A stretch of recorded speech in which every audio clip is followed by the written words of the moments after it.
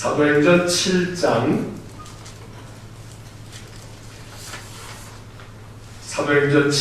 37절에서 60절까지의 말씀 함께 말씀 읽겠습니다. 이스라엘 자손에 대하여 하나님이 너희 형제 가운데서 나와 같은 선지자를 세우리라 하던 자가 곧 이 모세라. 시내산에서 말하던 그 천사와 우리 조상들과 함께 광야 교회에 있었고 또 살아있는 말씀을 받아 우리에게 주던 자가 이 사람이다. 우리 조상들이 모세에게 복종하지 아니하고자 하여 거절하며 그 마음이 도리어 애굽으로 향하여 아론도로 이르되 우리를 인도할 신들을 우리를 위하여 만들라. 애굽 땅에서 우리를 인도하던 이 모세는 어떻게 되었는지 알지 못하노라 하고 그때에 그들이 송아지를 만들어 그 우상 앞에 제사하며 자기 손으로 만든 것을 기뻐하더니 하나님이 외면하사 그들을 그 하늘의 군대에 섬기는 일에 버려두셨으니 이는 선지자의 책에 기록된 바 이스라엘의 집이여 너희가 광야에서 40년간 희생과 제물을 내게 드린 일이 있었느냐. 몰록의 장막과 신 레판의 별을 받들었으며 이것은 너희가 절하고자 하여 만든 형상이로다. 내가 너희를 바벨론 밖으로 옮기리라 함과 같으리라. 광야에서 우리 조상들에게 증거의 장막이 있었으니 이것은 모세에게 말씀하신 이가 명하사 그가 본 그 양식대로 만들게 하신 것이라. 우리 조상들이 그것을 받아 하나님이 그들 앞에서 쫓아내신 이방인의 땅을 점령할 때에 여호수아와 함께 가지고 들어가서 다윗 때까지 이르리라. 다윗이 하나님 앞에서 은혜를 받아 야곱의 집을 위하여 하나님의 처소를 준비하게 하여 달라고 하더니 솔로몬이 그를 위하여 집을 지었느니라. 그러나 지극히 높으신 이는 손으로 지은 곳에 계시지 아니하시나니 선지자가 말한 바 주께서 이르시되 하늘은 나의 보좌요 땅은 나의 발등상이니 너희가 나를 위하여 무슨 집을 짓겠느냐. 짓겠으며 나의 안식할 처소가 어디냐. 이 모든 것이 다 내 손으로 지은 것이 아니냐 함과 같으리라.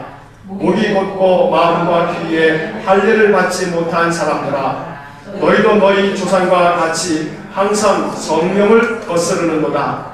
너희 조상들이 선지자들 중에 누구를 박해하지 아니하였느냐. 의인이 오시리라 예고한 자들을 그들이 죽였고 이제 너희는 그 의인을 잡아둔 자요 살인한 자가 되나니 너희는 천사가 전한 율법을 받고도 지키지 아니하려도다 하니라. 그들이 이 말을 듣고 마음에 찔려 그를 향하여 이를 갈거늘 스데반이 성령 충만하여 하늘을 우러러 주목하여 하나님의 영광과 및 예수께서 하나님 우편에 서신 것을 보고 말하되 보라 하늘이 열리고 인자가 하나님 우편에 서신 것을 보노라. 네.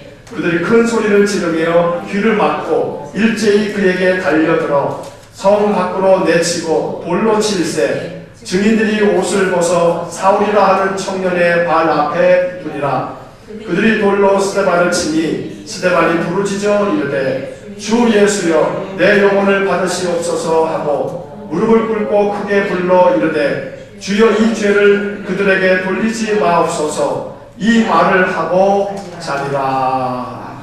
아멘. 자, 오늘 우리 사도행전 7장의 이제 나머지 부분 37절부터 마지막 60절까지의 긴 말씀을 읽었는데 이 말씀에 대한 이야기 간단하게 여러분 프린트물 그 앞부분의 이야기를 한번 읽어보겠습니다. 예수님을 죽음으로 내몰았던 산헤드린 공회에서 스데반은 당당히 말씀을 전했습니다. 그는 조금도 두려워하지 않았습니다. 아브라함으로부터 시작한 이스라엘 민족의 역사를 이야기했고 출애굽의 여정을 통해 하나님께서 어떻게 그들의 조상들을 이끌었는지 선포했습니다. 무엇보다도 그들 조상이 하나님께서 세우신 모세에게 복종하지 않았고 이후에도 하나님께서 보내신 선지자들을 죽였으며 성령을 거스르는 자가 되었다고 책망하였습니다. 스데반의 설교를 들은 공회는 결국 그를 성 밖으로 내치고 사울을 중심으로 한 무리들이 돌로 쳐 죽였습니다. 스데반은 교회의 첫 순교자가 되었습니다. 스데반이 뭐가 됐다고요? 교회의 첫 순교자가 됐다.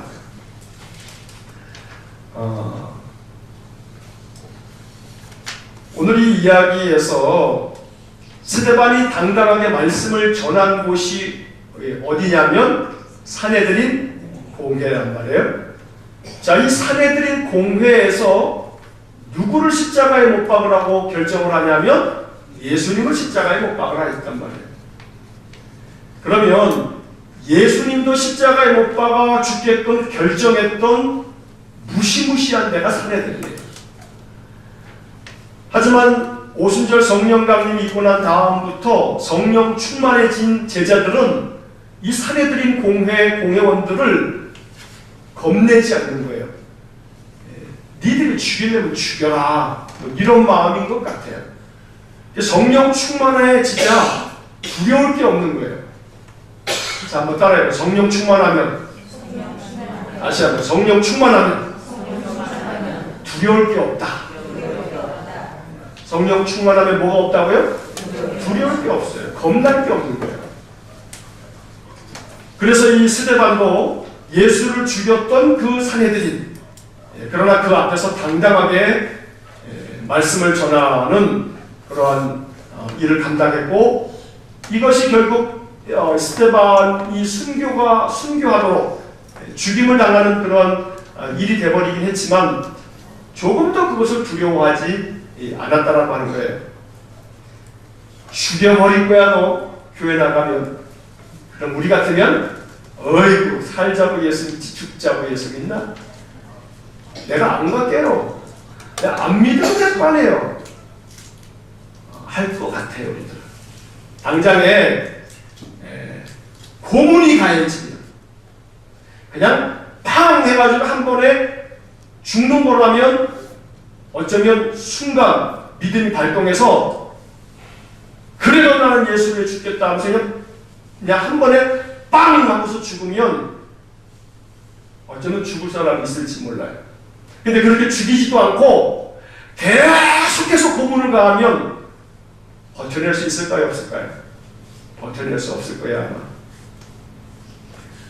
그냥 죽이는 게 아니라 돌을 던져 죽이는 거거든요. 돌 한 대 맞고 죽어요, 안 죽어요? 안 죽어요. 이 다윗이 골리앗 죽였을 때 그 명사수나 한 번 죽이는 거죠. 이 돌 던져가지고 사람이 그렇게 한 번에 웬만하면 죽지 않죠. 근데 돌 던지면 아파요, 안 아파요? 맞아본 사람처럼 아프다 그러시네. 아프겠지요. 막 던지는데 눈에 맞지, 얼굴에 맞지, 머리통에 맞지, 몸에 그냥 계속 사람 던지는 데 맞지. 그러면서 피가 흐르고 그 피가 흐르면서 돌에 맞아 죽을 정도면 돌 몇 개 맞으면 죽을 것 같아요, 사람이.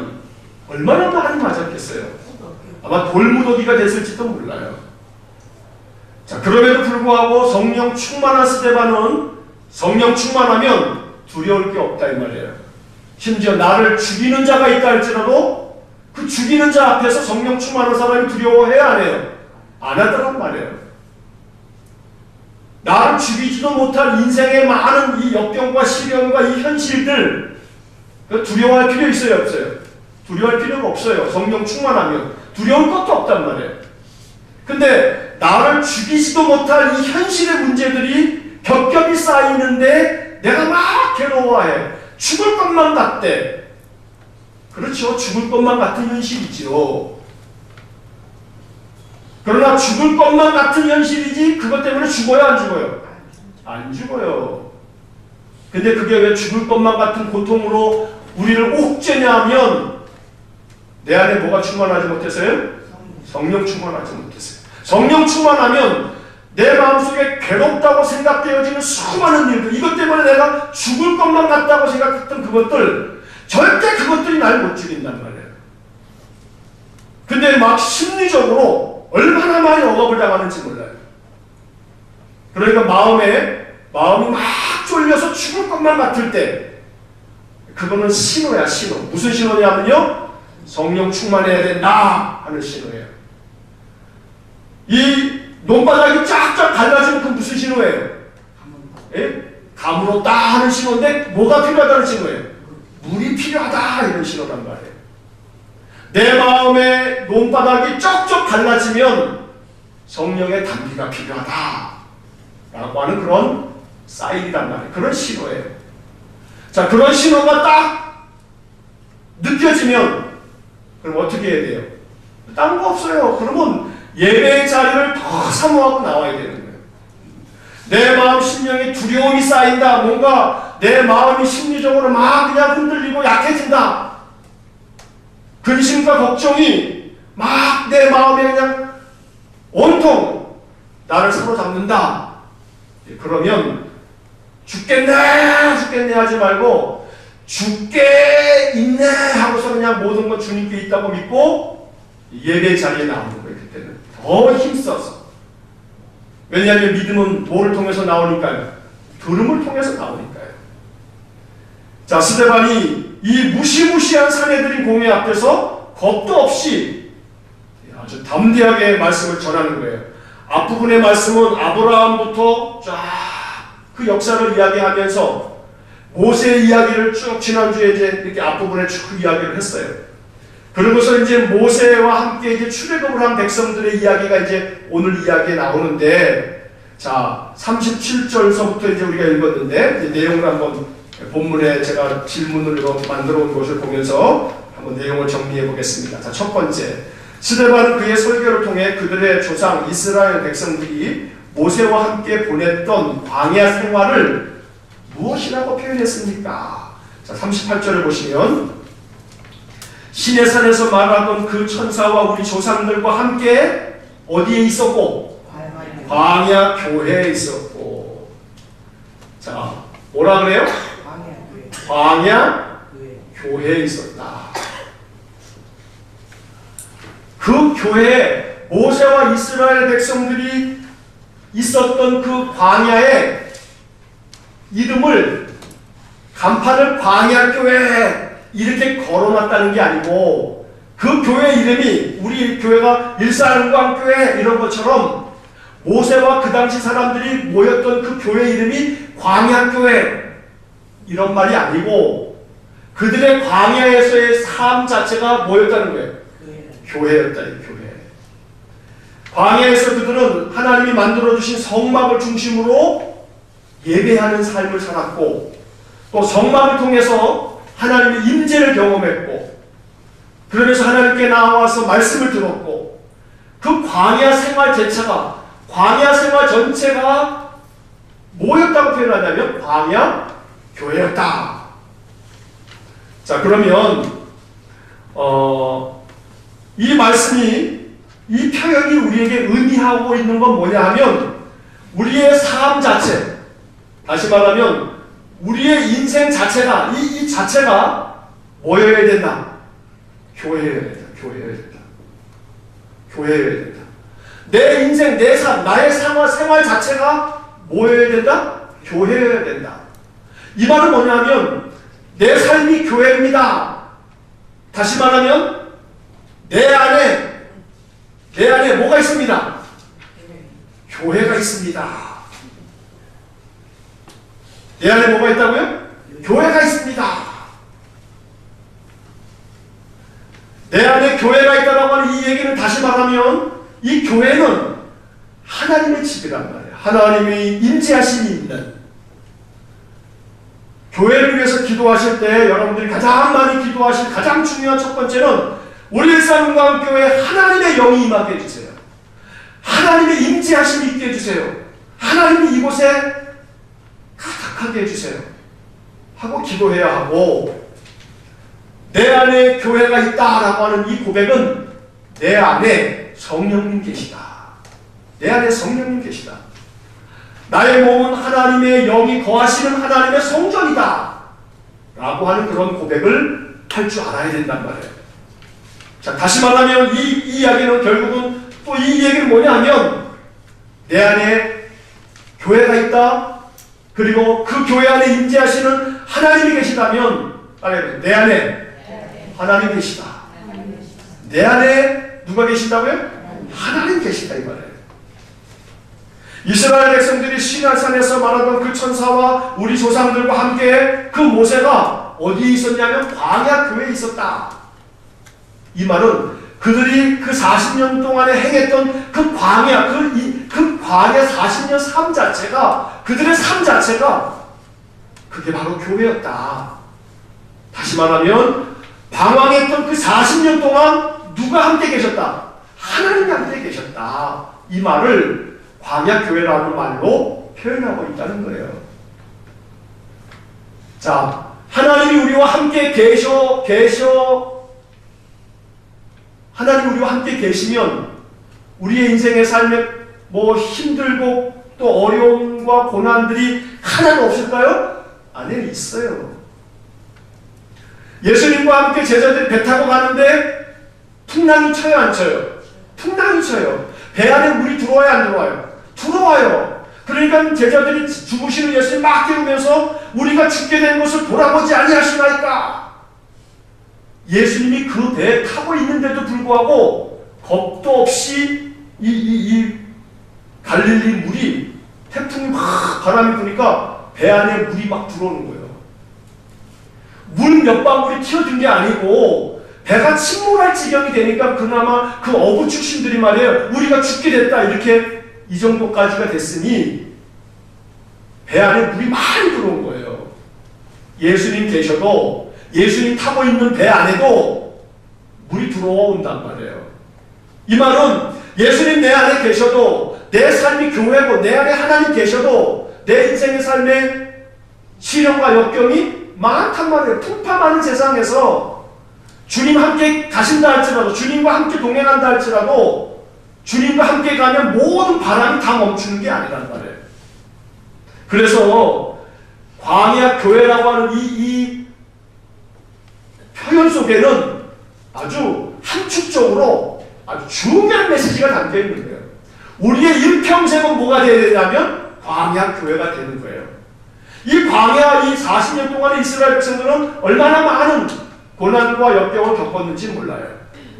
그러나 그 가운데에서 그들은 항상 하나님 함께 계시는 증거를 봤단 말이에요. 하나님 어디 계셨냐면 교회 가운데, 성막 가운데 계셨어요.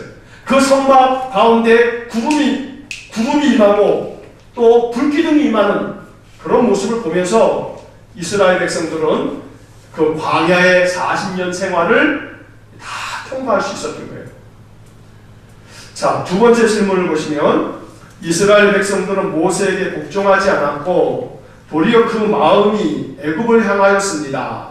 그들이 아론에게 요구한 것은 무엇입니까? 자, 그 밑에 보시면 39절과 40절 한번 같이 읽어보겠습니다. 시작. 우리 조상들이 모세에게 복종하지 아니하고자 하여 거절하며 그 마음이 도리어 애굽으로 향하여 아론더러 이르되 우리를 인도할 신들을 우리를 위하여 만들라. 애굽 땅에서 우리를 인도하던 이 모세는 어떻게 되었는지 알지 못하노라 하고. 자, 모세가 십계명 가지고 올라갔단 말이에요. 하나님이 시내산으로 불러서 올라갔는데 거기서 40일 동안을 모세가 머물다가 돌판을 가지고 내려오죠. 근데 40일 동안 그게 40일 만에 오겠다라고 하고 올라간 것도 아니고 기약 없이 올라가니까 하루 지나 이틀 지나 일주일, 2주일, 3주가 지나도 한 달이 지나도 내려오지 않는 모세. 그러니까 이스라엘 사람들이 언제 올 줄도 모르는 모세가 한 달이 지나도 오지 않으니까 죽었는 모양이다. 그러니까 지도자가 한 달이 넘도록 어떻게 소식도 알 수 없고 이런 상태에 빠지니까 모세의 형 아론에게 이야기하기를 우리를 인도할 신들을 우리를 위해서 만들라 하고서 아주 매우 강하게 요구를 하죠. 자, 우리를 인도할 신들을 만들어내라. 그러니까 아론이 어떻게 합니까? 그러면 니들 금붙이 다 갖고 와. 금붙이 다 갖고 와가지고 뭐 만들어요? 송아지 만들어요. 송아지 만들어요. 그 당시 송아지는 이 중동 지방의 아주 대표적인 신이었어요. 신. 그 송아지 만들어 놓고 이게 우리를 인도할 신이다 라고 이렇게 이스라엘 백성들을 부추겼던 거죠. 40일 만에 모세가 내려오면서 보니까 막 그냥 그들이 뭐 노래소리 막 소란한 소리를 들으면서 내려왔는데 그들이 진짜 송아지 앞에서 그냥 푸닥거리 하는 것을 보고서 돌판을 확 던지지 않습니까? 그리고 아론을 책망하죠. 그때 아론이 아주 참 치사한 얘기 하죠. 아론한테 이 책망을 하면서 그랬더니 아론이 뭐라 그래요? 백성들이 하도 그래서 금붙이를 가져오라고 해서 금붙이를 던졌더니 금붙이가 어떻게 됐다 그래요? 송아지가 됐다고. 말 같지도 않은 소리를 한단 말이에요. 자, 여기서 중요한 것은 39절의 말씀에서 우리가 보듯이 우리 조상들이 모세에게 복종하지 아니하고자 하여 뭐 했다고요? 거절했단 말이에요. 자, 스데반이 이렇게 표현하는 것을 통해서 스데반의 이 설교의 의도가 있는 거예요. 우리 조상들이 모세를 그렇게 거절하더니 누구도 거절했다. 예수 그리스도도 거절했다는 이들이 이 얘기를 하고 있는 거예요. 이 곡선이 깔려있는 이야기란 말이에요. 그 마음이 도리어 애굽을 향하여 아론에게 이렇게 말하는 거죠. 마음이 어디를 향했다고요? 애굽을 향하고 있는 거예요. 하나님은 약속의 땅 가나안으로 가라고, 약속의 땅 적과 꿀이 흐르는 땅으로 가라 라고 했는데 그들의 마음은 다시 어디로 향해요? 애굽으로 향하는 거예요. 애굽으로 하는 거예요. 이게 우리의 신앙이 말이에요. 용수철 같고요, 고무줄 같아요. 획 잡아당겼다가 탁 놓으면 어떻게 돼요? 원위치. 획 다시 되돌아가. 또 잡았다가 늘여놓으면 또 ทิ้ 놓으면 또 다시 원위치. 주일날 예배당 와서 찬송 부르고 기도하고 또 말씀 들으면 왠지 마음속에 이번 한 주는 주님이 나와 함께 계실 것 같고 또 내가 말씀으로 또 이번 한 주 기도하면서 이렇게 살아야지 하고 마음 먹고 마음이 쫙 늘어났다가 또 월요일 되면 이만큼, 화요일 되면 이만큼, 수요일 되면 이만큼, 목요일, 금요일, 토요일쯤 되면 그러다가 내일 교회를 가마로 그러다가 오면 또 한번 쫙 예배 드리면서 또 마음 들려놓고 또 다시 축축축축축. 우리의 신앙의 삶이 언제나 애굽으로 향하지 아니하고 가나안 땅으로 향하려면 뭐가 필요하냐면 말씀이 필요해요. 말씀이. 한국 교회가 말이에요. 예배가 무지하게 많아요. 제가 지난번에 이제 선교사님을 만났는데 마카오에서 사역하는 선교사님 만났는데 우리 한 3년 선배신데 선배님 마카오에서 꽤 오래 사역을 하셔서 이제 한국에 돌아오셔서 목회 좀 하실 생각은 없으세요? 하고 물어봤더니 왜요? 마카오가 그렇게 좋아요? 마카오가 좋아서가 아니라 한국이 싫어. 왜요? 한국은 예배가 너무 많아. 여기서는요 주일 예배 한 번밖에 안 드려. 새벽 예배가 어딨어? 그래서 우스갯말이 아니라 그래서 진짜 자기는 한국에 안 들어오겠대요. 자, 그러면 예배야 하면 할수록 좋은 거지 라고 생각이 될 수는 있지만 그러나 그 예배의 삶에서 우리가 더 습관적인 게 아닌 진심으로 예배를 통해서 영적 은혜를 얻고자 하는 거라면 우리의 이 많은 예배는 우리에게 축복이에요. 저는 그 이야기를 들으면서 한편에서는 그랬던 게 그냥 웃자고 하는 소리겠지, 또 아니면 한국에서 부교육자 생활하고 목회자 하시다가 선교 사역 가셨던 분이신데 정말 뭐 예배가 하면 너무 많아서 그거 어떻게 다 준비하나 이제 뭐 이런 것도 있겠지만 저는 이런 마음이 들어요. 이 대한민국이 말해요. 2000년 교회 역사 가운데 유례를 찾아볼 수 없을 만큼 한국 교회는 하나님의 은혜를 엄청나게 많이 받았어요. 물론 그 안에는 명암이 있어요. 밝은 면이 있나요? 어두운 면도 있긴 해요. 이 폭발적인 교회의 성장이 어두운 면을 가져온 것도 사실이긴 해요. 그렇지만 분명한 사실은 우리가 정말로 이 역사 가운데서 유례를 찾을 수 없는 그 교회의 부흥과 한국교회의 이 큰 은혜는 저는 단언컨대 한국교회 예배가 많아서다 라고 생각한단 말이에요. 자, 수요 예배 있는 나라가 없어요. 성경에도 수요 예배 드리라 이런 거 없어요. 금요 예배는 더 말하라는 것도 없고 새벽 기도회 없어요. 근데 오늘날 세계 교회에 새벽 기도회가 있는 나라들이 점점 많아지는데요. 그거 왜 많아지냐면 선교사들이 가가지고 새벽 기도회를 하는 거라고. 수요 예배도 하고 말이에요. 그만큼 한국교회 성도들이 아주 한국교회는 이거 얼마나 힘을 다하는지 몰라요. 주일 예배 드리고 난 다음에 한 2주만 하면 원래 작심 며칠이라고 해요. 그 말이 왜 생겼겠어요? 작심 3일. 우리 인간이 3일째 지나게 되면은 이게 의지가 풀어지게 돼 있어요. 그러니까 한번 쫙 좀 해야죠. 그래서 뭐가 있는 거예요? 수요 예배가 있는 거지. 작심 3일째 되려고 하면 태엽을 꽉 감아야죠. 그래서 수요 예배 있는 거고.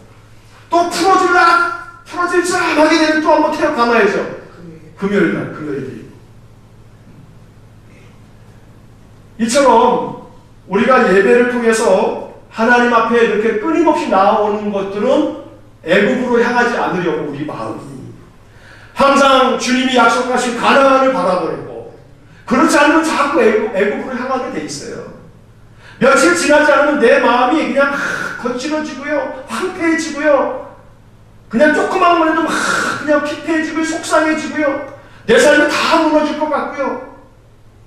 성령 충만하고 말씀 충만하면 이런 것들이 다 아무것도 아닌데 말이에요. 그러니까 오늘 성경에 이 39절에 그 마음이 도리어 애굽을 향하여 라는 구절을 읽으면서 순간순간 내 마음의 방향이 어딘가, 어디를 지금 내 마음이 어디를 바라보고 있는가 라고 하는 것을 매일 저녁마다 점검하셔야 돼요. 내 마음의 방향이 어디를 향하고 있는가? 어디를 향하고 있는가? 내 마음이 자꾸 애굽을 향하는 것 같다 그러면 사인이에요. 사인. 예배 드려야 되는구나. 예배 자리 나가야 되는구나. 찬송의 자리, 기도의 자리, 말씀 듣는 자리로 나가야 되는구나. 내 마음의 방향이 지금 내 마음이 지금 어디를 향하고 있는가 라고 하는 것을 살펴봐야 돼요. 자, 결국 애굽을 향하는 그들은 하나님을 저버리고 우리를 인도할 신을 만들어라. 우리를 인도할 신은 누구예요? 하나님 한 분밖에 없단 말이에요. 하나님 한 분밖에 없는데 우리를 인도하시는 분은 하나님이신데 이제 엉뚱하게 신 만들어내라 이러는 거예요. 자, 세 번째 질문 보시면 송아지를 만들어 그 우상 앞에 제사하며 기뻐하던 이스라엘 조상들을 하나님은 어떻게 대하셨나요? 자, 42절 한번 앞부분만 읽겠습니다. 하나님이 외면하사 그들을 그 하늘의 군대에 섬기는 일에 버려두셨으니. 자, 여기까지. 하나님이 어떻게 하셨다 그래요? 외면하셨단 말이에요. 외면하셨다. 자, 하나님이 외면하셨어요. 그리고 그들을 하늘의 군대라고 되어 있지만 그 하늘의 군대라고 하는 것은 하늘의 별들, 다시 말하면 이 하나님 만들어 놓으신 것들을 섬기게 되어버렸단 말이에요. 하나님 아닌 것들을 섬기는 일에 어떻게 해버리셨어요? 버려두셨다. 이 42절에서 하나님이 외면하셨다. 하나님이 버려두셨다. 자, 요것을 우리가 비교해야 할 것은 로마서 1장을 한번 보겠습니다. 예전에 로마서 공부를 할 때 말씀을 드린 적이 있었는데 로마서 1장 239쪽입니다. 로마서 1장 18절 말씀 한번 봅니다. 로마서 1장 18절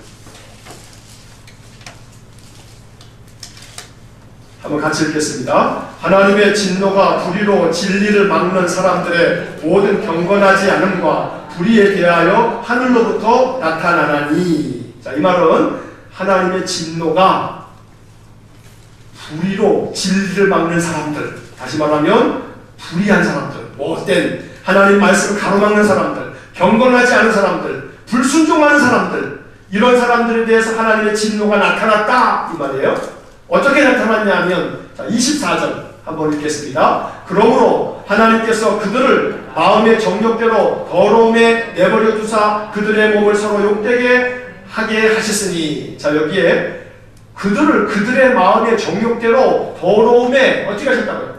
내버려 두사. 내버려 두사라고 하는 표현에 좀 밑줄을 좀 쳐놓으시거나 좀 표시를 좀 해보세요. 내버려 두셨단 말이에요. 그들의 마음을 그냥 내버려 두셨어요.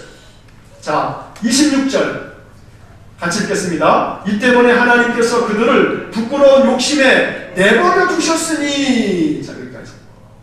자, 여기에도 내버려 두셨다. 내버려 두셨다. 자, 28절 한번 같이 읽겠습니다. 또한 그들이 마음에 하나님 두기를 싫어하며 하나님께서 그들을 그 상실한 마음대로 내버려 두사 합당하지 못한 일을 하게 하셨으니. 자, 여기 28절을 잘 보셔야 돼요. 28절. 그들이 마음에 하나님 두기를 싫어하며, 좀 전에 우리가 사도행전 요 7장에서 본 거죠. 그들이 모세의 명을 복종하기를 거절하여서 이들이 하나님 말씀을 저버린단 말이에요. 그러니까 하나님이 그들을 외면하사 그들을 어떻게 해요? 그들의 마음을 다 버려두셨다. 버리셨다. 내버려두셨다. 자, 이 로마서 1장 28절에 하나님께서 그들을 그 모대로, 그 상실한 마음대로, 그 상실한 마음대로 내버려 두사. 다시 말하면 상실이 뭐예요? 잃어버리는 거죠. 마음을 잃어버렸어요. 온전한 마음을 잃어버렸어요. 평화로운 마음을 잃어버렸어요. 이 깨져버렸단 말이에요. 마음이 깨져버린 그 상실한 마음을 그대로 내버려뒀다 이 말이에요. 마음이 다 어떻게 된 거예요? 깨져버린 거예요. 상실한 거예요. 마음을 잃어버린 거예요.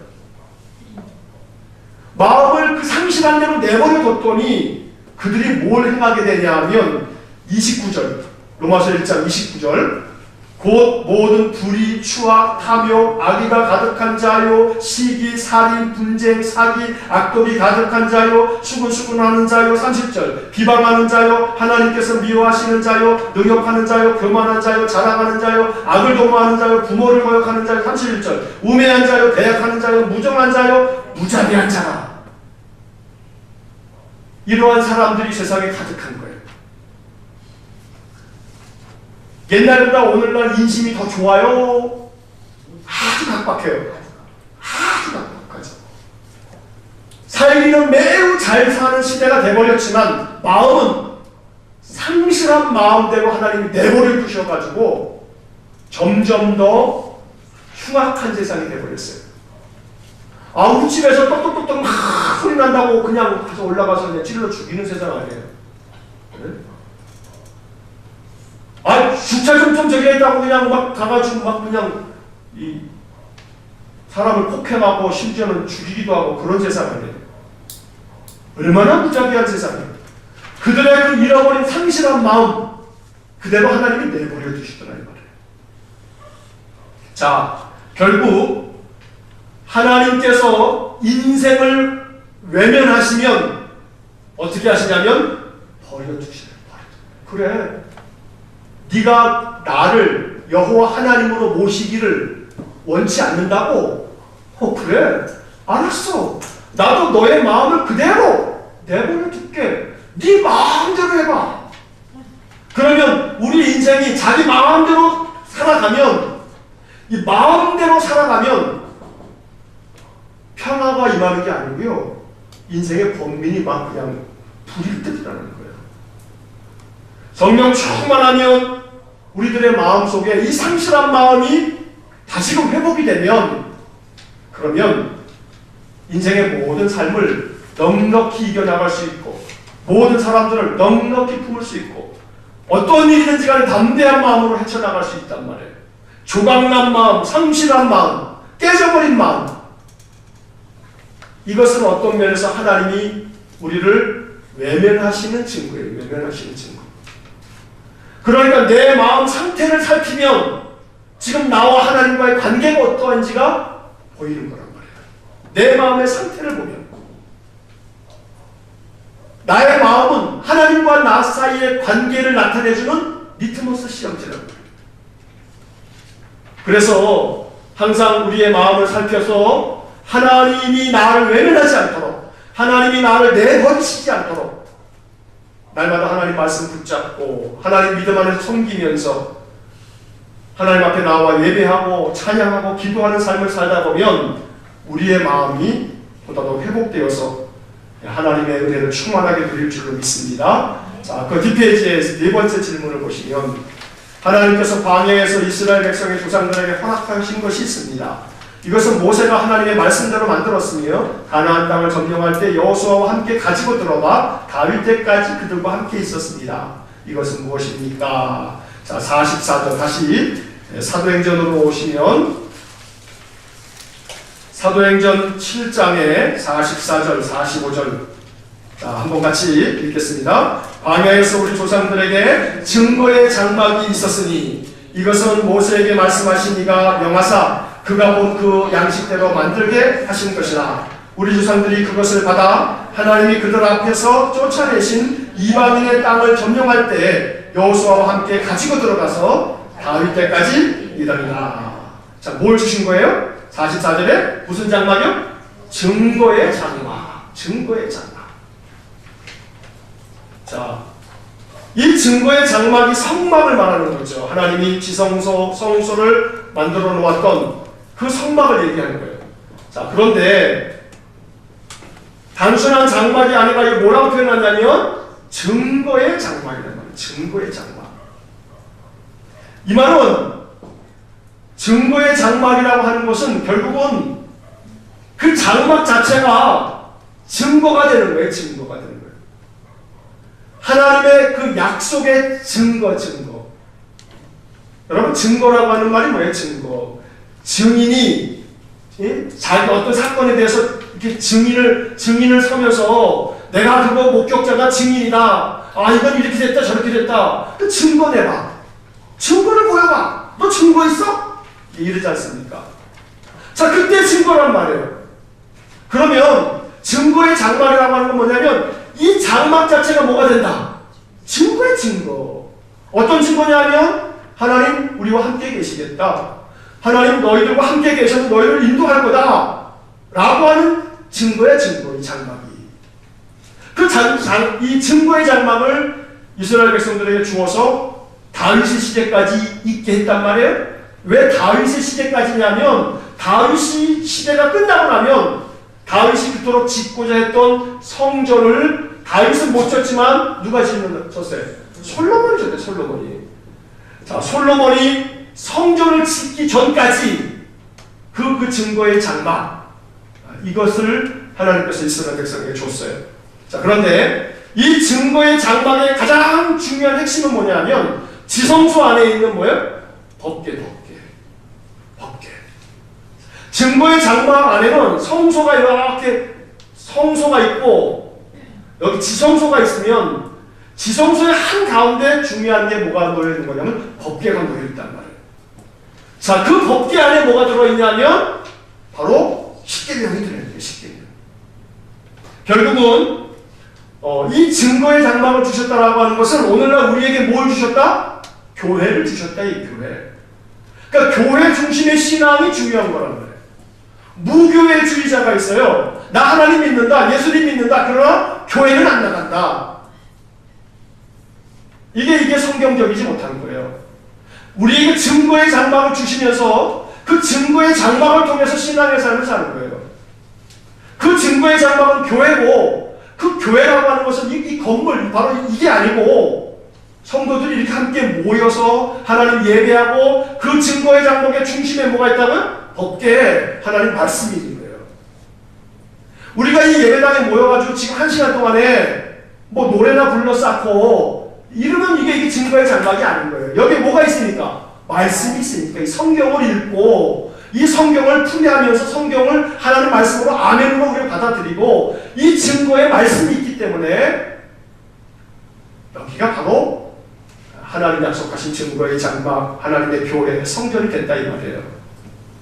자, 이것을 주셨어요. 결국 이 말은 우리가 우리에게 주신 이 교회를 통해서 내 신앙이 하나님의 은혜를 덧입고 말씀으로 나의 신앙이 무장되는 그러한 삶을 살기를 원하시는 거죠. 자, 5번째 질문. 스데반은 설교를 마무리하면서 듣고 있던 사내들인 공회원들에게 일침을 가했습니다.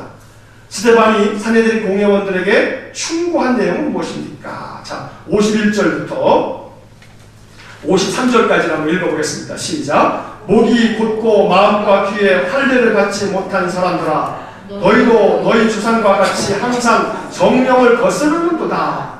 너희 조상들이 선지자들 중에 누구를 박해하지 아니하였느냐? 의인이 오심이라고 예고한 자들을 그들이 죽였고 이제 너희는 그 의인을 잡아준 자요 살인한 자가 되나니 너희는 천사가 전한 율법을 받고도 지키지 아니하였도다 하니라.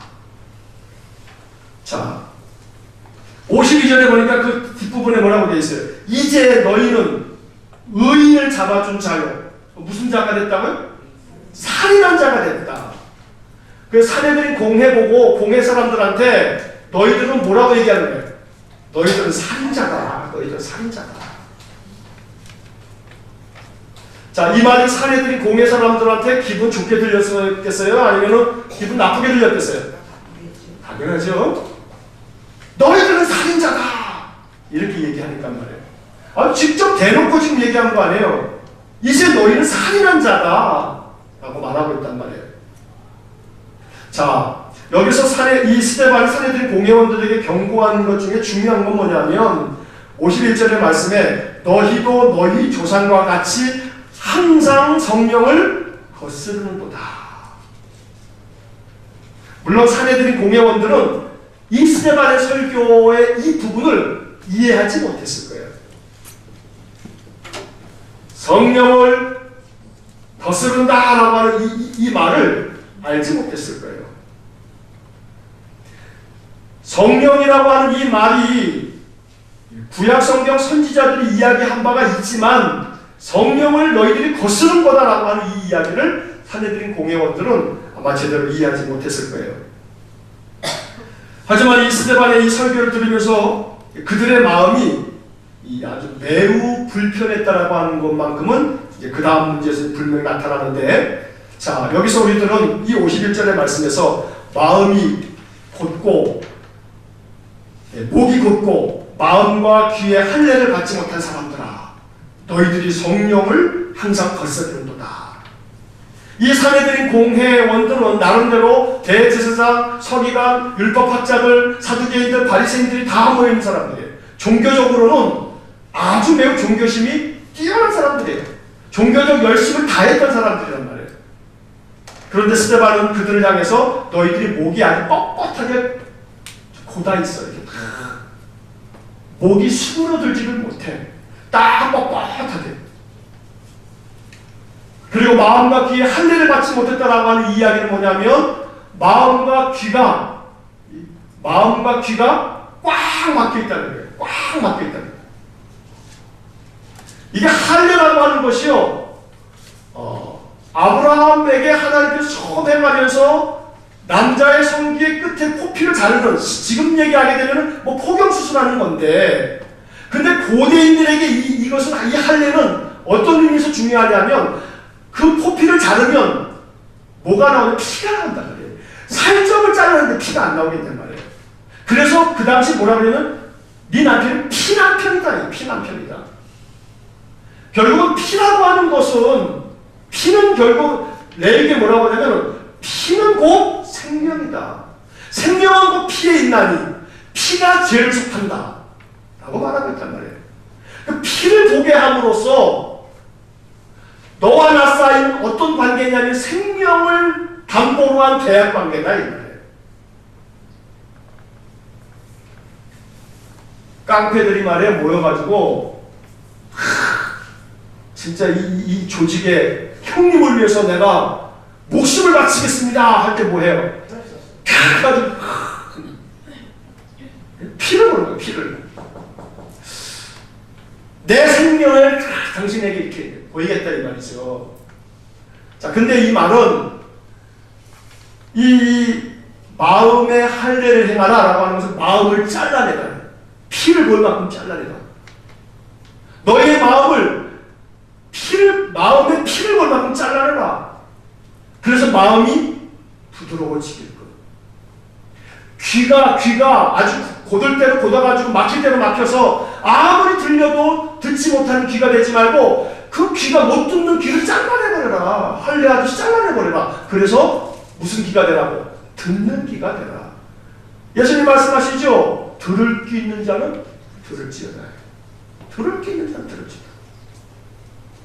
암만 얘기해도 들을 귀가 없으면 들어요, 못 들어요? 못 들어요, 못 들어요. 아무리 설교가 전해져도, 말씀이 전해져도 전혀 딴 생각하고 자기 듣고 싶은 것만 들으면 못 듣는 거예요. 그러면 그 귀는 할례를 받지 못한 거예요. 결국은 나의 이 막혀있는 귀를 할례를 행하듯이 잘라냄으로써 말씀이 들리고 마음을 잘라냄으로써 마음이 그 들려진 말씀대로 순종해라. 너희들 그거 못하고 있지 않냐. 그러니까 맨날 성령을 거역하고 거스르지 하고 산헤드린 공회 사람들한테 이 스데반이 아주 경고를 하고 있는 거예요. 그러니까 심지어 그러면서 너희들은 살인자다. 그러니까 산헤드린 공회가 난리가 난 거죠.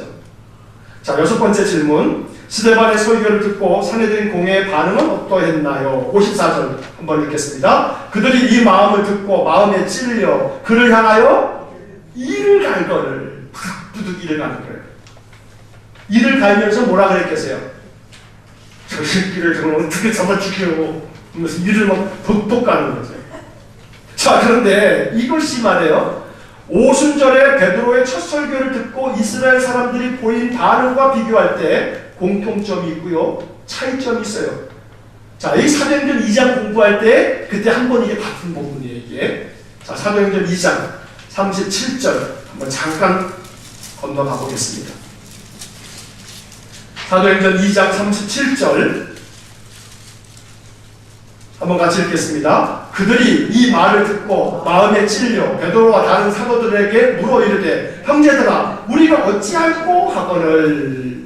자, 베드로의 설교가 있고 난 다음에 이스라엘 사람들의 반응이에요. 그들이 베드로의 이 말을 듣고 마음이 어떻게 했다고요? 마음에 찔려.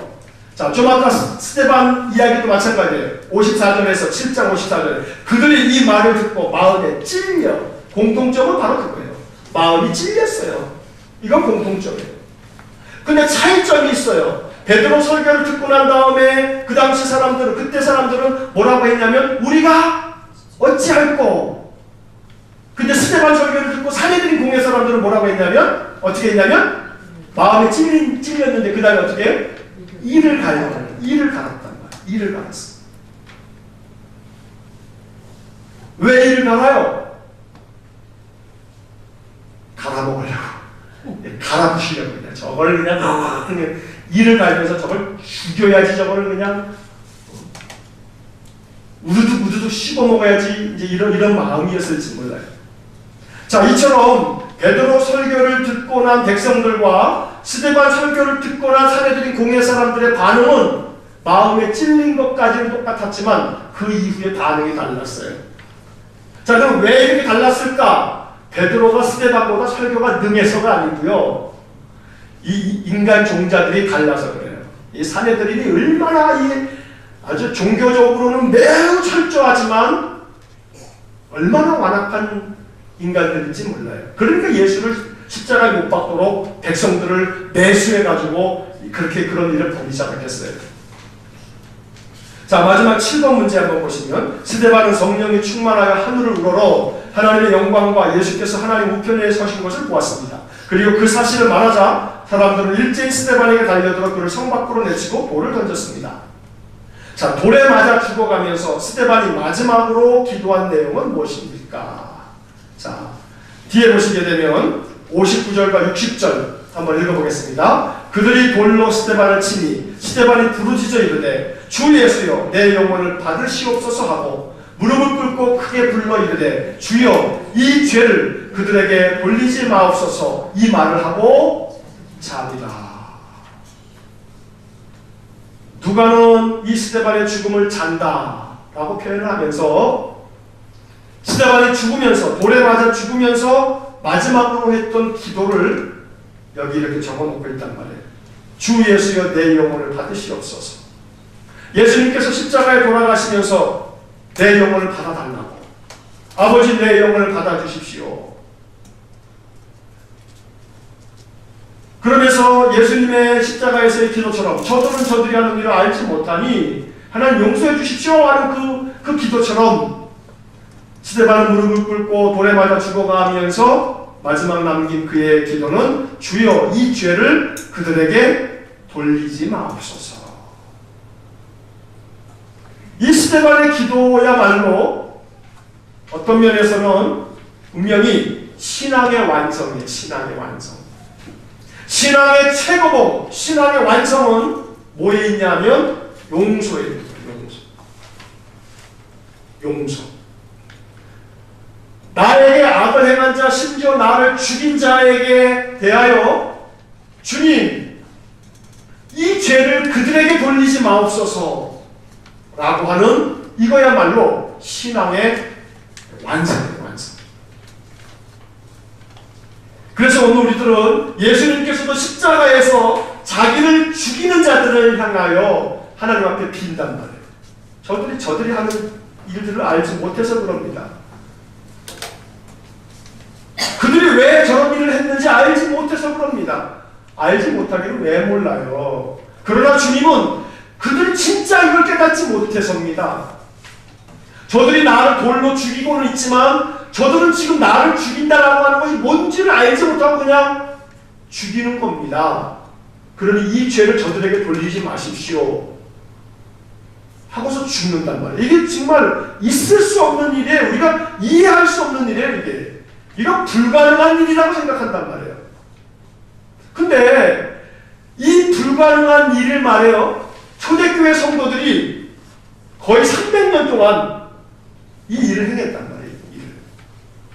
로마가 기독교를 국교로 공인할 때까지 초대교회에 엄청나게 많은 성도들이 말해요. 그 유럽의 수많은 성도들이 땅굴을 파고 들어가서 평생을 땅속에서 살면서까지 자기들을 박해하고 걸리면 무조건 이 환영시키거나 짐승의 이 밥으로 원형 경기장에 확 갖다 뿌려놓고 처참하게 죽어가는 것을 보면서 막 소리치고 이랬던 놈들을 보면서 기독교 전승은 많은 기록들은 초대교회 성도들이 짐승의 밥이 되면서 여러분 생각해보세요. 원형 경기장이에요.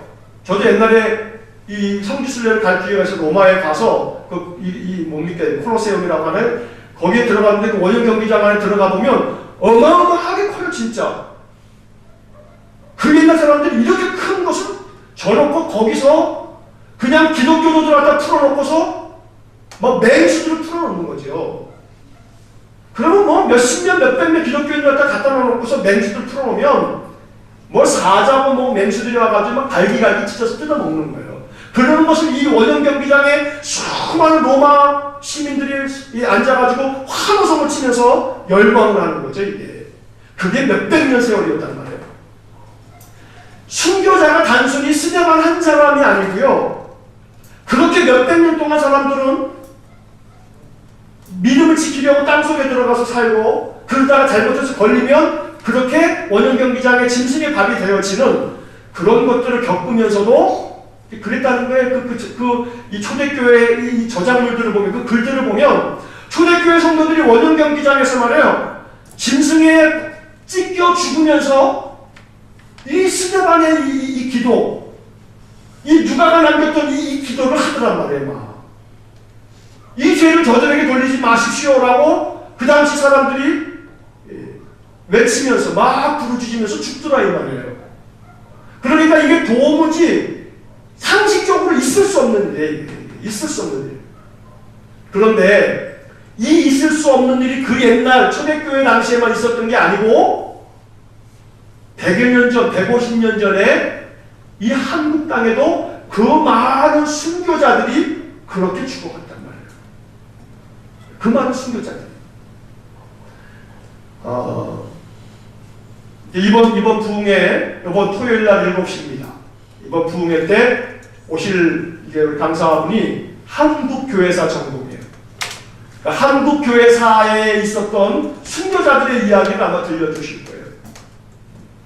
신앙의 성도들의 그 신앙 여정에 대한 이야기도 들려주실 거예요, 아마. 그래서 오늘 하나님 앞에서 이 스데반의 이 기도는 성경에 기록된 불가능한 기도가 아니고 그 옛날 수없이 많은 성도들이 죽으면서까지 이루어냈던 기도였고 2000여 년 가까이가 지난 이 땅에서 100여 년 전에 우리의 신앙의 선배들도 그렇게 죽으면서 신앙을 지켜가면서 이 죄를 저들에게 돌리지 말라고. 이 땅에 왔던 이 선교사들이 말이에요. 저 합정동의 양화짐에 가게 되면요, 외국인 선교사 묘역이 있어요. 그 외국인 선교사 묘역 가게 되면 그 묘비에 말이에요, 그 선교사들의 그 글들이 묘비명에 적혀 있는 것들을 보면요, 몇몇 분들은 그 한국을 위한 간절한 기도가 그 묘비명에 적혀 있어요. 아주 감동적이에요. 그러한 자들의 스데반과 같은 순교, 죽음이 있었기에 오늘 우리가 이렇게 하나님 자녀 되어 하나님 앞에 예배하고 말씀으로 은혜 얻고 힘을 얻는 그런 신앙의 삶을 살고 있는 거죠. 그래서 오늘 우리들이 이 스데반의 이 마지막 기도를 보면서 우리의 신앙이 나는 할 수 없어요가 아니라 지금은 내가 잘 안 되지만 내가 이 스데반의 이 기도와 같은 그러한 믿음에까지 이를 수 있도록 내 믿음의 성령 충만함을 주십시오. 이것이 우리의 기도가 될 수 있기를 간절히 축원합니다. 우리 이 시간에 잠시 몇 가지 기도하시겠습니다. 사랑의 하나님, 말씀을 우리에게 주셨습니다. 주신 말씀을 마음에 묵상하며 이 말씀에 우리가 어떻게 응답해야 할지를 생각합니다. 성령 하나님, 우리의 마음에 생각나게 하시고 마음에 떠오른 생각들을 가만히 살펴볼 때 하나님의 뜻에 합하며 말씀에 합한 것이라면 주님이 내게 주신 음성인 줄로 믿고 순종하기로 결정하고 순종할 수 있는 용기 주시고 순종할 수 있는 힘을 주시기를 원합니다. 그래서 언제나 말씀 중심의 삶, 성령이 이끄시는 삶을 살아가는 저희 모두가 되게 하여 주옵소서. 그리할 때에 우리도 스데반과 같은 믿음으로 한 걸음 한 걸음 더 나아가 큰 믿음을 이룰 줄 믿습니다. 수요일 저녁마다 나와 말씀 앞에 서는 우리들을 기억하여 주시고 언제나 주님 말씀으로 우리를 이끌어 주옵소서. 이제는 우리 주 예수 그리스도의 은혜와 하나님 아버지의 극진하신 사랑과 성령의 교통하심이 주의 말씀 앞에 항상 아멘으로 순종하여 주님이 사랑하는, 주님이 귀히 여기며 주님이 귀히 쓰시는 하나님의 백성, 하나님의 자녀, 그리스도 제자 되기를 소원하는 머리 숙인 믿음의 사람들 위해와 몸된 교회와 성도들 위해 영원토록 함께 하시길 축원하옵나이다. 아멘.